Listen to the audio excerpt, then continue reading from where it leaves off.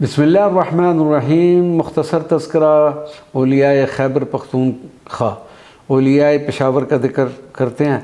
हज़रत शेख जुनैद पेशावरी, हज़रत शेख जुनैद रहमतुल्लाह अलैह सिलसिला नक्शबंदिया के एक अदीम वली कामिल और दरवेश हो गुज़रे हैं।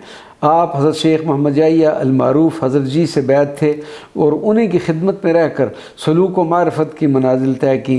आप एक साहिब करामत बुज़ुर्ग हो गुज़रे हैं।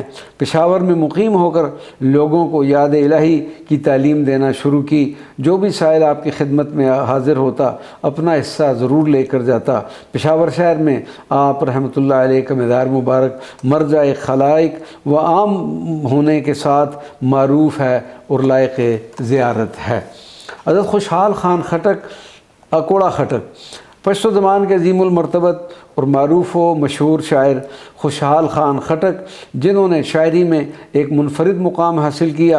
आप अपने अशार में लोगों को नसीहतें और एक दूसरे से प्यार व मोहब्बत का दर्स दिया करते। खुशहाल ख़ान खटक को बाबाए पश्तो के नाम से भी पुकारा जाता है। हज़रत खुशहाल ख़ान खटक को हज़रत रहमकार बाबा अल-मारूफ़ हज़रत काका जी साहिब के विसाल के वक्त ही आप उनके पास तशरीफ़ फरमा थे। हज़रत खुशहाल ख़ान खटक का विसाल 1690 ईस्वी में हुआ।